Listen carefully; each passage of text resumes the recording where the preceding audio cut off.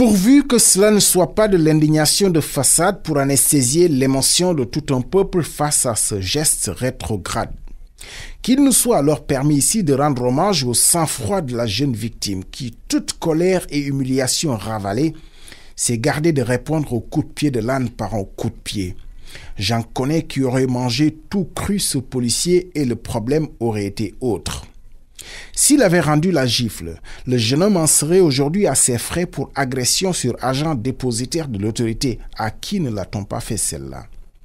Il est de notoriété publique que face à un agent assermenté ou un fonctionnaire dépositaire de l'autorité, police, gendarme, justice ou simple agent de l'administration, le citoyen lambda n'a jamais raison. C'est une bien triste manière de faire du corporatisme. Mais que voulez-vous, quand la chose la plus répandue dans ce pays est de faire que chacun profite de sa parcelle de pouvoir pour s'imposer aux autres.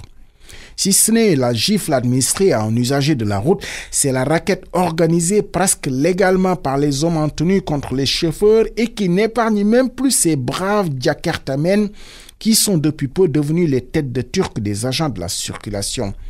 On ne va surtout pas s'égosiller sur la prompte réaction des autorités à prendre des mesures conservatoires contre ce policier. Il y a plusieurs facteurs qui les y obligent.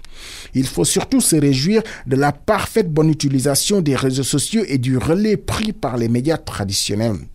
Comme quoi, les réseaux sociaux, Facebook pour la circonstance, ont du bon, du très bon même pour jouer le rôle de vigie. S'il n'y avait pas la vidéo, les dépositions de témoins oculaires n'auraient jamais suffi dans ce pays à faire tomber ce flic. Jamais. Combien de fois de simples citoyens sont brimés, broyés par une machine sans qu'il n'y ait de suite? Les citoyens n'ont même pas droit le plus souvent à l'ouverture d'une enquête.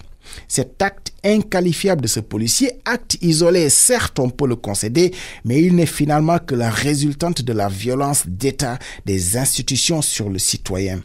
Et toute proportion gardée, quand un État est capable de regarder ses administrés après avoir coulé 2000 personnes dans l'océan, on n'oubliera jamais le drame du Joola.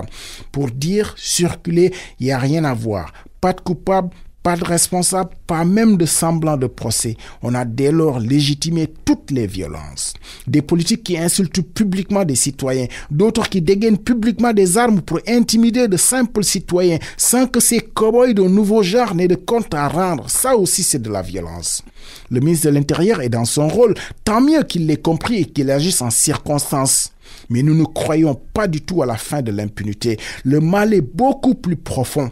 Cet agent de police sera l'agneau du sacrifice et on ne va pas pleurer sur son sort, il l'a mérité.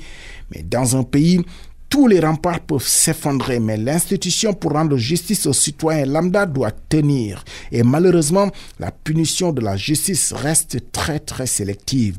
Fort avec les faibles et très faible avec les forts. Et dans ces circonstances, c'est ce policier broyé par la machine médiatique qui devient le faible. Tant pis pour lui, mais ça ne règle absolument pas le problème de l'impunité.